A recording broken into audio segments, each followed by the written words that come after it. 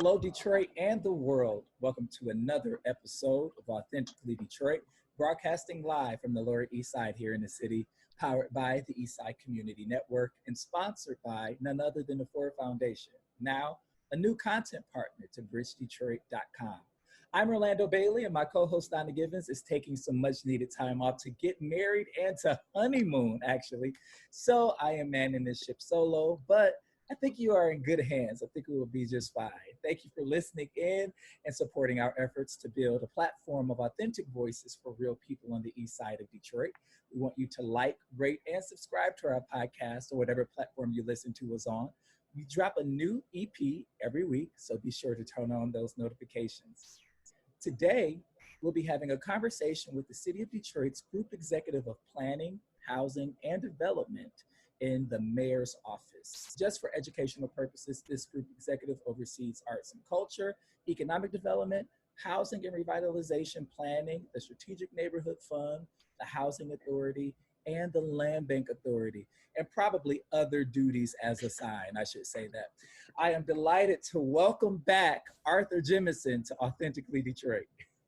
Orlando, it's so good to be back with you. I had a fun time last time and excited about today. Yeah. How about that other duties as assigned piece? That's always it's a big group of things, but I'm pleased to do it. I love working for the citizens. Oh, that's awesome. So yesterday, a friend of mine out of Cincinnati, Naima Bilal, who is a master at framing things, he actually is my counterpart in Cincinnati, as she hosts the urban consulate there.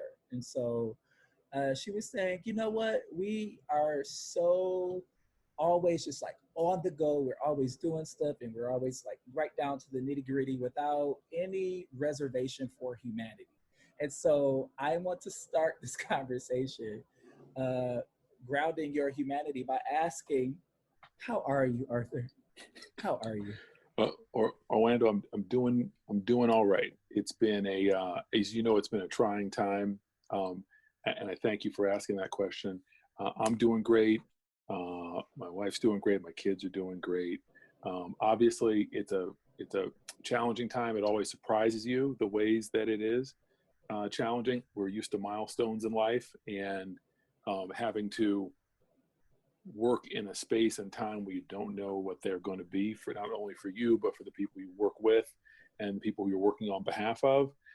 That's, I think, to me, the biggest challenge is not knowing when things are going to start to be different or change. And then also knowing the work you have to put in to get them to change. So I'm doing great. I should probably, in the same spirit, ask you, Orlando, how you're doing. Hey, I'm the one asking the questions today. No, fair enough. You got it. I'm okay. I'm okay. I honestly, I do struggle with my home space being my workspace. I don't like it.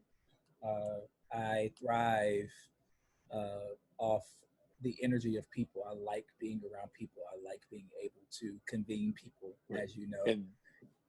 And that is actually, thank you for saying that. There's one thing about my job that in the conventional pre-COVID sense that I miss. It's that you actually get to talk to people as part of the work you do in person and live, and read rooms and understand people's feelings and hear from them in a way that's just not available now. And so that is actually the toughest part, especially when you're in the planning business, and talking to a day-to-day citizen about how they feel about things is like why I got into the work. I'm sure it's part of why you got into the work. So I want to empathize with you 100%. Yeah, for sure. That's, it's really interesting because at Bridge Detroit, I'm over engagement, and engagement has proven to be a challenge in the sense that I have known it to be, right? Having to figure out and wrap my mind around this virtual space, because the work has not stopped. Planning has not stopped. I live in a neighborhood where planning is still going. So how are you guys having those conversations in COVID times?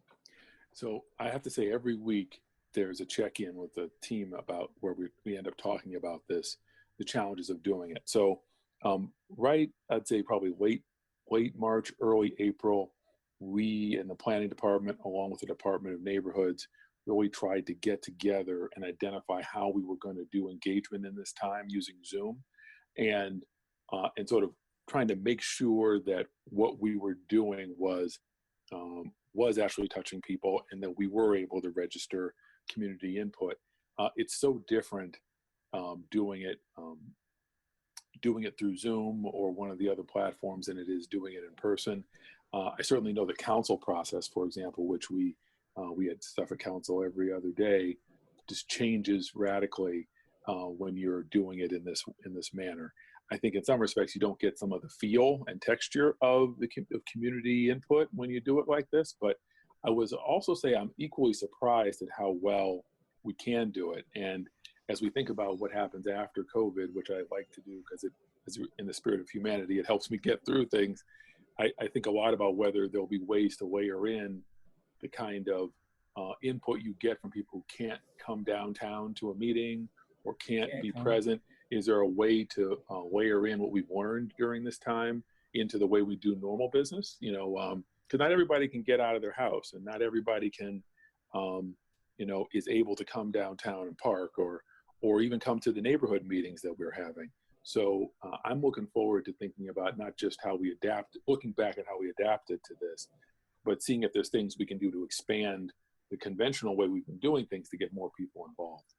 Yeah, I think the more expansive, the better. You talked about the utilization of technology and Zoom, and just in my experience, there is a big learning curve and a technological gap and barrier to access for a lot of residents to be able to utilize these tools effectively to participate in the civil process that is happening in some neighborhoods. So figuring out how to solve for that. Even the difference between calling in, I'm sorry, go ahead. Yeah, no, go for it. Even the difference between people who can call in and people who can appear on screen, there's a big technological difference there. And the impression that they can leave when you're talking to them on the phone versus talking to them in the way we're talking now, it's a big difference. And I guess I've been both surprised at how distant it feels sometimes, and I've also been surprised at how people can still bring it and share what they need to share. They go bring it. I have had so many unique experiences that are just completely Detroit from being in doing it on Zoom, that it was as if they were right there with me. Some of the things that people were saying and doing. So, I was telling Jermaine and Alan last week, I said, sometimes the education that we get and where we, academically looks very different and practical in a city like Detroit, because Detroit is just going to blow all of what you thought you knew up. Exactly. Oh, and it has happened, and people have been able to, I've seen people use their phone and use the visual in ways I never thought, in ways that were more effective than being in person. I've also seen moments where it's like someone who would normally have a huge impact on the conversation, it's different because of the way that the technology we're using. So I'd be excited for it to be over, but the stuff that we're definitely going to take into the new world when we hopefully things open back up. The new world, a better world. Yes. I'm praying for, not back to normal, but back to better. Exactly. Yeah. So I really want to take this time to just add an additional layer of accountability to you as a public official by asking you to explain what your job is. Sure. Because it's no problem. I think that I think people have ideas, but I don't think a lot of people really don't know what Arthur Jemison does. We hear this name and we see him out in these meetings, but not really understanding, the full scope of what falls in your purview and the departments that you have influence over. So I want to give you a second to talk about your role and position. I appreciate the question. So first of all, I want to tell anybody who's listening as a Detroiter that this is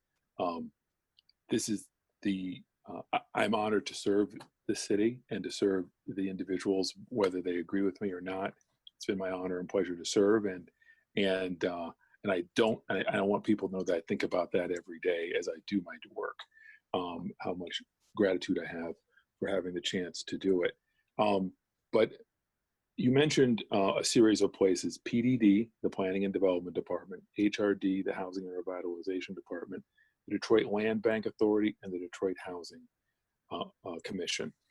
Those are my four departments. And just to be very specific, both the Land Bank Authority and the Detroit Housing Commission have boards, which have significant mayoral appointments on them. And so my interaction with those organizations and their executive directors is rooted in my connection to them, to their board members as appointees. So although I can speak to them and share what the mayor's office's beliefs are and feelings, and with their executive directors, they have independent boards that help them govern. Unfortunately for my planning team and my HRD team, they have to listen to me directly because I work, they are actually departments of the city, but that doesn't mean we don't have fun and I don't work closely with them. HRD is my original department that I came from before I came to the mayor's office. So that is a very well-led department by Donald Rencher, who's, again, one of my favorite colleagues I get to work with.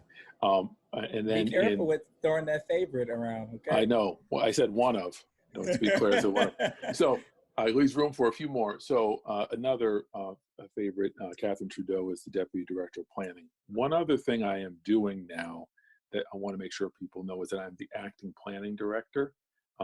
Maurice Cox departed to Chicago. And so, and we are trying to identify a new planning candidate, but in the interim, I'm acting as a planning director. It was you. I thought you liked being both. It is the role of a planning director and the role that I have in the mayor's office are different enough that I really believe that we need to very soon identify a new leader for the planning department to work with Catherine Trudeau. Again, this is a difficult moment to recruit somebody just in the cycle of things. No, anybody from within? I don't know. I feel like, there are great candidates in the department. Let me leave it there, because but there's definitely great candidates among the departments I mentioned, all the departments I get to supervise. So I do want people to hear explicitly that that's under consideration as well.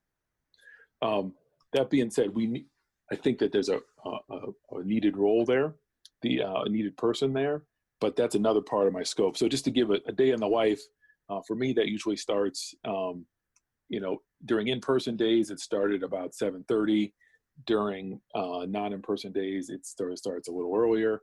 And so, what it'll usually be is early meetings are always with groups that are associated with the departments or the commission or the authorities, where we get to have a little open-ended time to work on the policies or plans we're working on.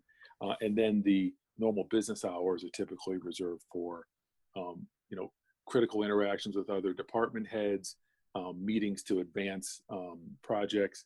And there's usually also time in there where I'm interacting with sort of public elements of the work. And then usually near the end of the day, I have more meetings that involve people who work with us, so we can have more, again, open-ended time. And then there's usually an array of 2 or 3 night meetings happening on Monday through Thursday, and I will usually attend 1 and sometimes 2 of those meetings. So that's what a day in the life looks like. I'd say there's highlights. I get to spend some time with the mayor every week. Preparation for that is something that a lot of the different work during the week is about.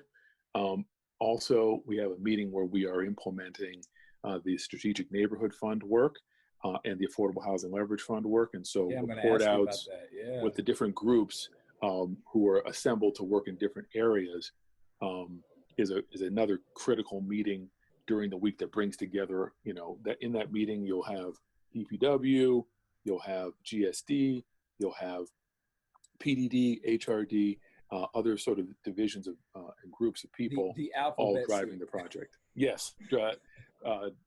So that's usually a very busy time of the week. And then there's also, but again, checking in with the board members, checking in with the executive directors of the groups is what I spend a lot of time doing. We're going to do a glossary of terms when we post this Sure. this episode, so that folks so know. Many letters, I know. It's so many letters. Arthur, there's some breaking news that I want to talk to you about today, and this is a historic day. So while we're recording, just about an hour or so ago, former Vice President Joe Biden has announced his pick for VP in the person of Senator Kamala Harris out of California. That is indeed a historic decision. I could say that it was one that I expected. It's a logical choice for Vice President Biden, and we're going to see what that means in the coming weeks, days, and months to the election. But there was also some breaking news here in the city of Detroit, where we learned that the city is planning a deal where they would sell a little over 140 acres at the state fairgrounds to Hillwood Investment Properties and Sterling Group Detroit to do a few things. DDOT Transit Center that is currently there is supposed to be redone. I think Hillwood is the contractor that builds a lot of the Amazon centers. And so explain just the significant amount of investment that's coming. I'm hearing that it's private investment that will fuel this development, as well as the potential for jobs. People want jobs here. People need jobs. Yeah. So first off, as a son of a mother, it's just, when you think about what's happened with Kamala becoming the vice presidential candidate, I'm obviously moved. I was raised by African American mother. Those who can't see me don't know that I'm necessarily a black person, although or maybe they hear in the voice. I would just say, I think for all of us, especially those of us who have started with the leadership of Black women in their lives, they know what this means. It means everything. So I'm thrilled about that. And I just want to dwell there for a minute. It's very exciting. And hopefully it'll result in her becoming the vice president. A win. So on, as it pertains to the state fair site. So one of the things that's good is that we've got Nick Coury and Luke Polson acting in the role of the Jobs and Economy Team Group Executive. So he's sort of my partner in crime, and I'm focused on neighborhoods and housing and affordability and infrastructure and things that really pertain to the inner ring and outer neighborhoods. The Jobs and Economy Team and the Growth Corporation really focus on both the industrial development of the city, as well as the sort of the downtown properties. So I've had the chance to be involved a little bit in this and helping to identify the permitting path with the Jobs and Economy Team and giving some advice through early design review and the PPR process, another alphabet pre-plan review process that PDD and the Building and Safety Department run. But it's really being led, and it's really the day is really for both the Detroiters who will be able to work there, and the transit center that's going to be built there, and the people who led the engagement with the developer, Nick and Luke. And I want to give them full credit for having driven it. And as it gets through its permitting and approvals process, we're going to be there and have their back in getting it to happen. So I want to ask about the transit center really quickly. We know that we have the Rosa Parks Transit Center downtown, and so we're now going to have two major DDOT transit centers in the city. Nothing is happening with the Rosa Parks Center downtown as a result of this one. Okay. Not to my knowledge, and I've been close enough to it where I would have heard something about that, but I could be wrong. I'm 99% certain that I'm not. All right, cool. So more. I know that there's more coming. We're going to learn more and more about this.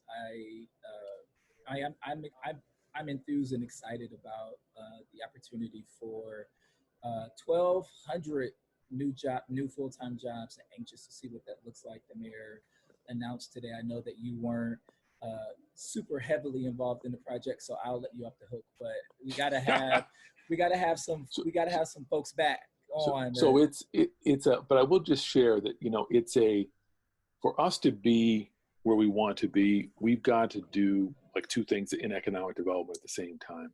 We have to create jobs of right now that people can walk into and perform and get a great wage.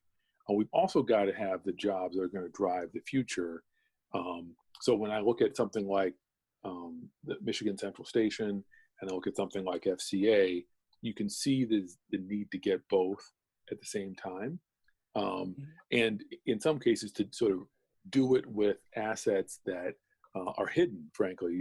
Thinking about Michigan Central Station as an asset in our community is a newer thing. For a long time, it was one of the things that was holding back Corktown. But recognizing that property's history, its role, and then having a kind of institutional actor like Ford take it on, it's everything. And on the other side of town, FCA creating 5,000 jobs, union jobs, that Detroiters are first in line for. I was very close to that, yeah. That's, each of these things has sort of downsides and issues that need to be mitigated, but they really represent the two kinds of things we're trying to do in economic development.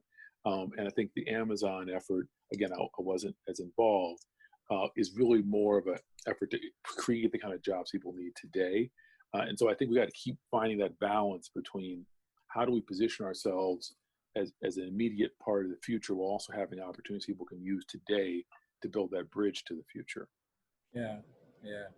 I wanna switch gears a little bit and talk to you about Proposal N for neighborhoods. Specifically, it's a plan to save and renovate every vacant house possible to eliminate the blight from those that can't be saved and to stimulate the growth of Detroit companies employing Detroit residents in the construction-related industry. I believe those are your words, sir.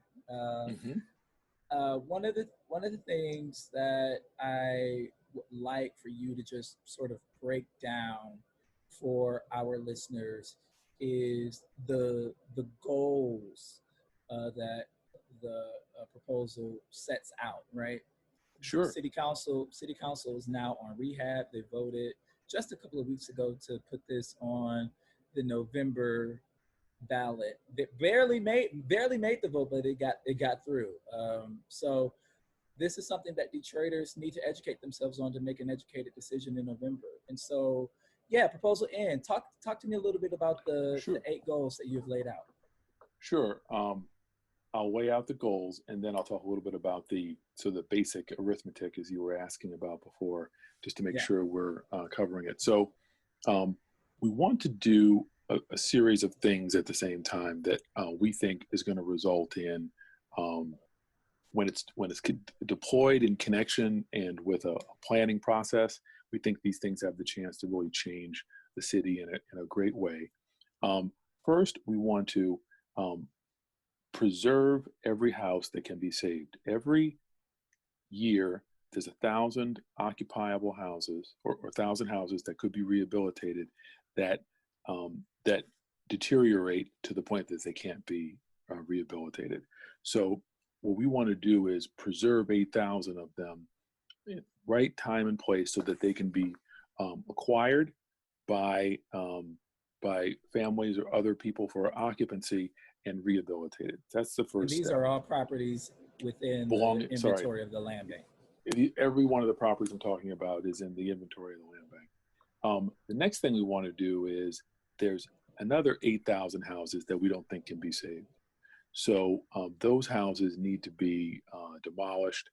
And so we have if we're able to do those two things at the same time, we think that's going to address,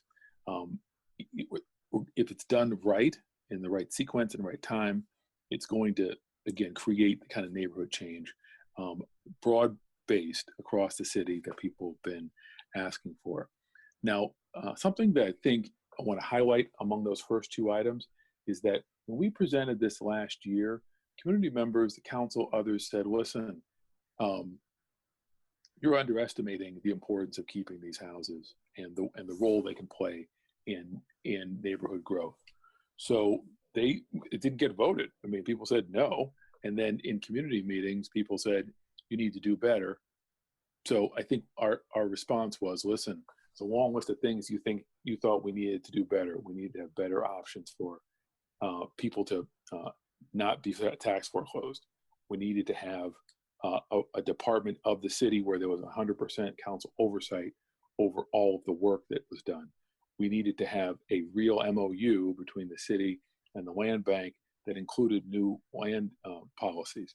So we kind of went back to the drawing board to the 8,000 that's in that conversation I was just having. It's because people demanded it. So I want to make sure people have heard that. So the third thing, after the first 8,000 preserved, the second 8,000 being demolished, is we need to put Detroiters to work doing this work. This is a discrete task that Detroiters have companies that they've been opening and operating and running for years. They can do this work. So we need to pursue a procurement approach that allows Detroit-based businesses, Detroit headquartered businesses, Detroit-based small businesses to be the leaders in executing this work. So, we want the the Rickmans and the Yangas and the other folks who've been doing this demo work in the city. We want their companies to be part of the growth that happens to the companies that do this demolition and rehabilitation work. I think that was actually an essential part of what we're doing. A few examples: we're extending the what was originally Coleman Young's executive order, has been updated a couple of times, but it requires that 51% of all work hours be completed by Detroiters.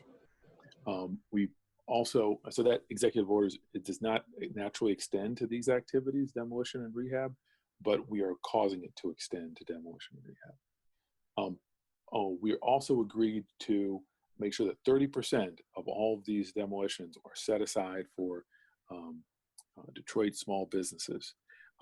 There are a number of other key messages and agreements that we made to get this passed. So that's those are when three you of the set aside for Detroit small businesses, are you talking about sidewalk repair, environmental remediation, all of those activities that come up? Okay. Every one of the activities that goes into rehab or demo is going to be governed by the executive order, and is going to be and then 30% of that work will be done by Detroit-based small businesses. Can I know you're not through with the eight goals yet, but while we're here, on rehab, I want to ask you exactly what does rehab look like? Is the city fully rehab plan to fully rehab homes that are in the land bank inventory, or are we talking about? I know in the proposal there was language around securing the roof and boarding it up. What exactly are we talking about when we're talking about salvaging? I appreciate the question. So what causes houses to go from being salvageable to being unsalvageable? Openness.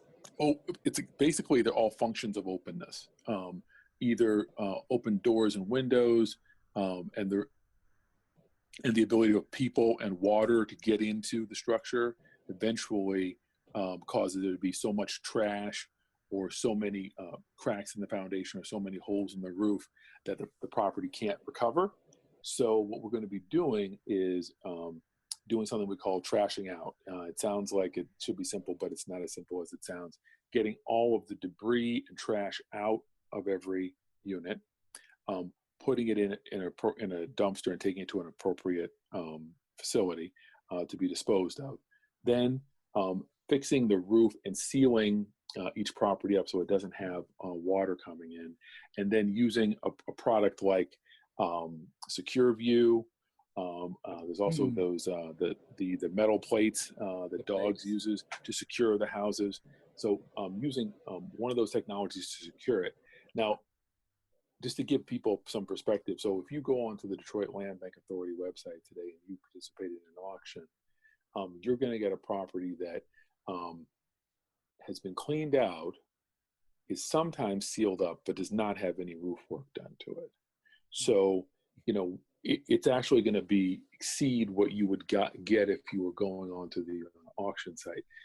I would also highlight that there's going to be a tight sequence between when that securing is done and when that property is made available for sale, so that we have the best chance of getting that property in the hands of someone who can fully rehabilitate it.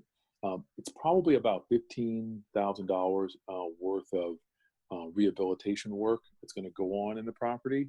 But it's a start. It's not a full rehab. Absolutely, it's a start. Gotcha. Just to give an example, and this is something that we are actively working on. If we are able to, and we've been working on this for some time, create a loan product that gets people a rehab loan of $50,000 to $60,000 on top of that secured structure. We believe that people are going to be able to use that loan to create a move-in ready house at what would probably be a $500 or $600 a month payment versus like buying a house. You'd be able to buy a house buying a secured house. Buy a house cash, starting at $1,000. So it's the same starting point. Okay. Exactly. And then so could possibly and then using pay this cash loan for a house. Okay. Exactly. And then this is where the city's, some of the growing edges for us are can we create a rehab loan program partnership with lenders that gets, again, an average Detroiter with an average Detroiter's credit score, being able to borrow to rehab that and then move into it. I mean, that's what I think folks want to do. Thank you for saying that. We got to pause right here to talk about the critique that I have long had for the 0% home interest loan. And it's no secret. I think you've heard this critique from me before, is that it's out of reach for many Detroiters, especially the Detroiters that already are in homes that need repair, virtually just sort of leaving them out of the market in terms of being able to rehab their homes. I appreciate a new product coming on for the average Detroiter, for folks who are buying homes and need to get them up to code pretty quickly by the standards of the land bank. But what I've always heard for the 8 years that I worked at ECN, Orlando, we need money for home repair in our houses. And so is there a way to expand this potential loan? And I'm going to advocate, can we find some grant money too, for residents that are already keeping these neighborhoods as viable as they are and as desirable as they are to fix their homes up? So I've got so many answers for you. I hope we get back to the rest of our list. But your advocacy, the advocacy of day-to-day folks has caused that credit score requirement to go down for the 0% home repair loan program from what was started out as like a 625, and today it's like 560. So if you are out there thinking I can't qualify for this loan, I do want you to come in and look at it. We've got 600 satisfied customers at this point. I think what we've learned from that program is we underwrite them. I'm the chair for One Detroit Credit Union. So right. Yeah.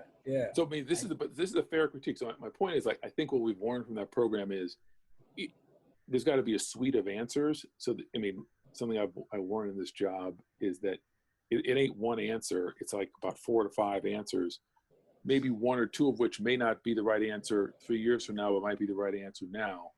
I think as we even looked at whether we could use 0% as a way to help these stabilized houses work. So again, that's the type of thing that we're doing during that 7:30 to 9 o'clock in the morning process that I mentioned during the day. Is trying to figure out are there ways we can bend some of our programs to work differently. One other point I'd say is that, and I'm hoping to talk more about this in a few different platforms, the advocacy on behalf of the home repair program has caused us to, frankly, allocate more in the budget for it. I mean, there's between the money that's unspent from 1920 that we're about to spend as soon as COVID is over, which is about $3 million, to the amount allocated this year, which is $4 million. Like the 2015 $2.5 million has been eclipsed very significantly in the following years by a lot more. So that's one fact. The other fact, I think people think about home repair the way they did in maybe the 90s, when, today the city's CDBG budget is $35 million, next year. It's not enough money coming used from to the be feds. like $70 million. So it's that's not the only reason, but we feel it too in community development organizations. When CDBG money, the alphabet, community development block grant dollars were, really helped to prop up the work that a lot of CDOs were doing in the city. That has completely gone away, and so we know, we get it. It's bad. So in the interest of just helping listeners, I want to go back to the list of things. So at the end of the list of things was people were saying this package may sound better than before, but we're worried about how much it costs. And so what we've been saying is two things. First, if you're looking at your tax bill right now, you'd see that the city, when you pay your taxes, you're paying 9 mils for debt.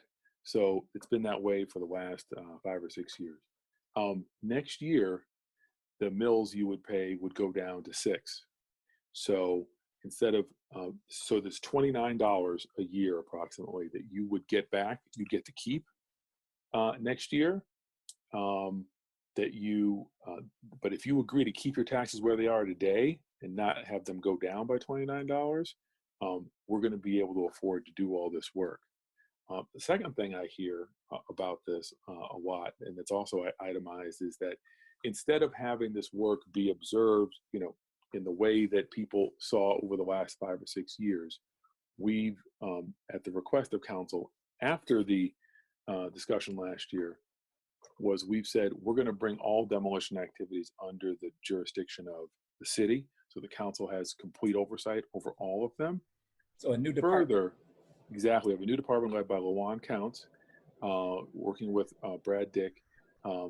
It's good. They're going to be the ones executing the demolitions as well as the rehabilitations. So one other dimension that I don't think people know enough about is that the council and the mayor's office are going to have a demolition review advisory board. So every year that board is going to meet, I think they meet every quarter, and they review the progress of the demolition and the rehabilitation plans for that year. So there's going to be everyday Detroiters looking at the way we do this work, so that it's not only does it have complete oversight by the council, which it didn't have before because it was at the land bank, but it's now going to have complete oversight by the council and a board of citizens named by the council members, whose point is to make sure that the issues that you're hearing in neighborhoods are brought forward. So those are a couple of things that we thought were really important to do, to make sure people know that we can afford to do this, and two, that it's going to be done in a way that's different enough that people should feel like got new leadership, new levels of oversight, to make sure that it gets done right. I want to talk about the work that had been done with community development organizations in the city, my old stumping grounds, specifically within the Detroit 21 group, and one of the goals is to partner with those CDOs and other groups to rehab homes and redevelop property in neighborhoods. And so tell me what that looks like. Is the city turning over or transferring ownership to CDOs to rehab these homes? And this sounds like a full rehab, maybe a full rehab or a partial rehab. And then those CDOs can list the home and sell it, or become property managers or landlords and lease them out at an affordable rate. First of all, how did you get to that decision? And then what does it look like in practicum if voters choose to accept proposal in November? So let's see. So the quick answer is, again, trying to make it fun for listeners here. I would say that we may not seem this way, but I like to think that we do some listening. So last year during the debate about demo, I feel like we have the general good offices of most of our community development organizations. They have their critiques, but they know that we listen. But from none other than Donna and a few others, there were editorials saying, we can do better on this, on the bond proposal that was being made. And that led to a discussion and engagement between PDD and HRD in particular, with the community development organizations, many of whom are in the Detroit 21, who wrote several of the editorials. So one of the directives I got from the mayor in kind of doing an after action report was, look, we can't do this work all by ourselves, especially if we're moving into a realm where we're doing a lot more rehab.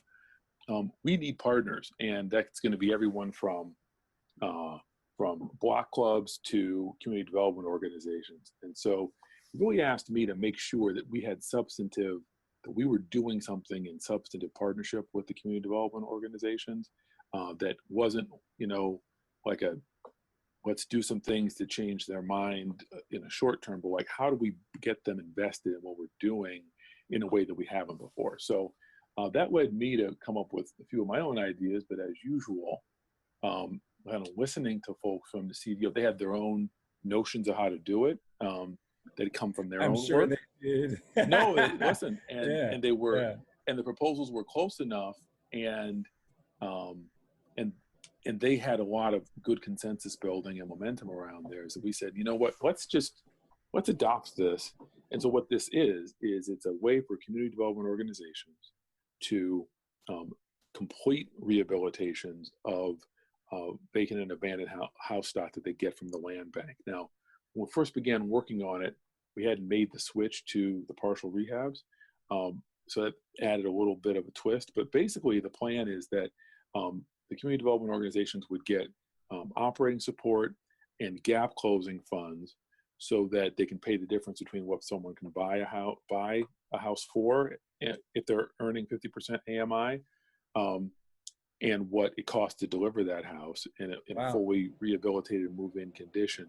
And so there's the gap money, there's the operating support, and then there's a revolving loan fund that pays for the rehabilitations to make sure that the organizations have the money they need to do the rehab. So I think it's a pilot program. There's 8 groups, at least they'll be able to participate, hopefully more. But the idea is we get 80 to 100 houses over the next 4 to 5 years done using this method. And it's our hope that it leads to a broadening of the program, but it'll be the first time we've done something like this recently. So we want to make sure we do it step by step and do it right. But it was in the minds of the CDOs we talked to a material change in the way we were doing business, and it seemed like the right way to go. Yeah, I got to tell you, I'm happy to see the partnership that is forming with the community development industry. I'm glad that Mayor Duggan is making this pivot and putting his faith in a partnership with CDOs. I think that CDOs have long been the first stop of residents looking for resources and looking for answers. And so I think this is a tremendous acknowledgement to include operating support as well as gap closing finances, so that the CDO isn't taking a huge hit in running such a program. I think that's pretty amazing. I think that's admirable. And I think people should know that their local CDO that you go to and call every day, because I got those calls every day. They were a part of forming this new proposal. And, one of the questions that sort of is rising to the top for me, and I asked this question before the council vote, is where do you start, right? We were having a conversation in our newsroom about this, is that we got 8,000 homes that we want to save, and we have 8,000 homes that we know need to be demolished, but there are homes that are deteriorating every single day that is adding to that number. How are you choosing where to go? and where to deploy these resources. Isn't that the question? It is a question I get a lot. So let me try to quickly, because I think we're probably running out of time, try to illustrate the two poles and then get into the middle of it. So there's what I want folks to hear from me is that when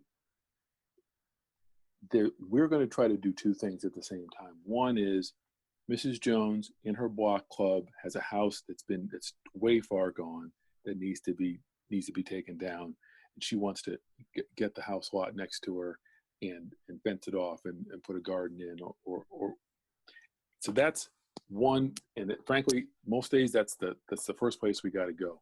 To sell the bonds, though, we have to convince bond buyers that we're making an investment that has ROI, return on investment. And, for us who have the luxury of being working with people in the city, Halloween is part of the ROI, getting Halloween back from Angels Night. Fewer fires and the benefits of that is another part of ROI. And so is, in some places, we've had significant reductions in crime as a result of these demolitions. The ROI that the bond buyers are looking for is how is the tax revenue of the city going to be increased such that this is a smart investment. So we got to bring those two things together. Here's what I think that means. And again, this is kind of the discussion, which is where, if you're living in a neighborhood that's strong, that might have one house that's vacant, you want to get that house secured and you want a new family to move into that house. And so that these bond funds are going to give us the chance to secure that house, get it on the auction site and get a new family in there.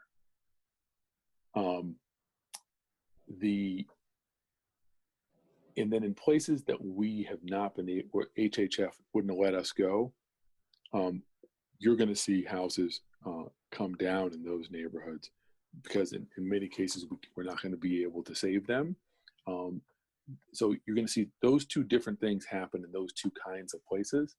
And in the middle, you're going to see a much more strategic deployment of preservation and demo, which is going to start out sort of on its own, but as we get deeper into it, it's going to be more and more influenced by plans. One of the commitments we made in the the neighborhood plans that are already underway, or by neighborhood plans that are underway, and we made a commitment to complete neighborhood plans for the rest of the city over the 4 years approximately of this plan. So we're going to be working hard to get everybody a neighborhood plan. So we'll be in places like Chadsey Condon, we'll be in places like Midwest, we'll be in places like Osborne, so that as you see the houses preserved and come down in places where they're kind of in between the places that are the hardest hit and the places that are the strongest, that's where you're going to see more planning so that we can make the most of the demolitions and preservations that we can do.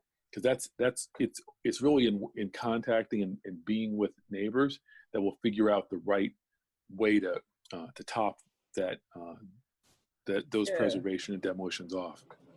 Yeah, I'm channeling Willie Mae Gaskin in District 4 on Shoemaker, and I think Shoemaker and Garland is where she lives, and she's outside of any strategic neighborhood, and was sort of, the HHF maps were weird, so she wasn't directly in an HHF area, and she has been on us for years just about when am I ever going to be chosen. And so I think it's a fair question asking where does it start, and I think it is also okay for us to try to figure out, for those folks who feel forgotten and left out and unchosen for the last few years, and all of this new stuff and new development and new money is coming, to offer them a glimmer of hope when it comes to, you know, her being Garland. She's on Garland.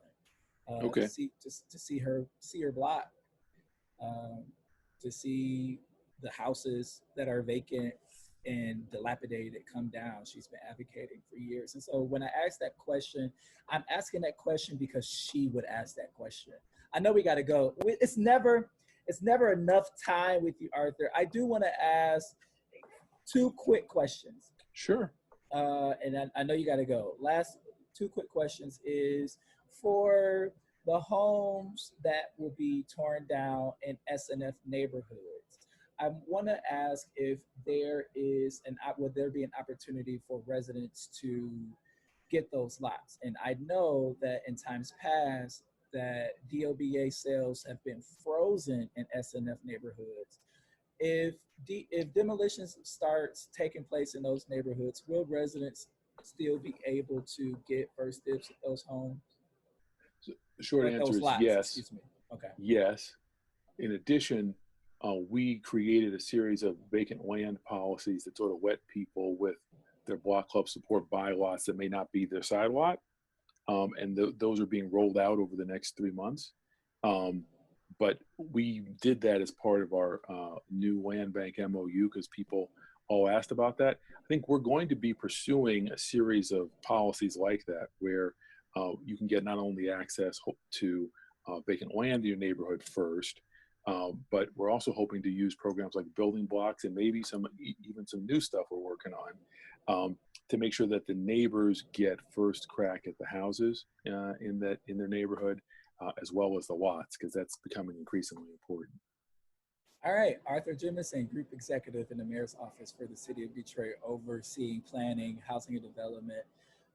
Thank you so much for being with us. It's never enough time. You got to come back on. You know, I would love to. I also want to make sure everybody knows that I'm doing this for educational purposes, consistent with the rules. I'm neither asking you to vote for or against Proposal 1, but trying to provide information. Listen, I thank you very much directly, Orlando, for having me on the show. I love it. Thank you. Have a good one, Arthur. See you soon. See you soon. Alrighty. All right, guys. So that wraps up this episode of Authentically Detroit.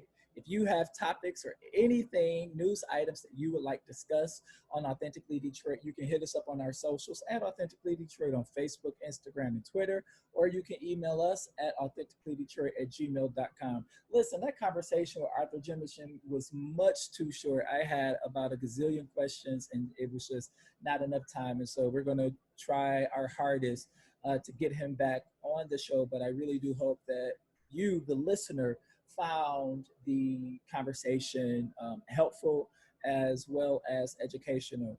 He is your group executive. He is a public official, and we should know what he does, how he does it, so that we can all hold him accountable. You included, myself included.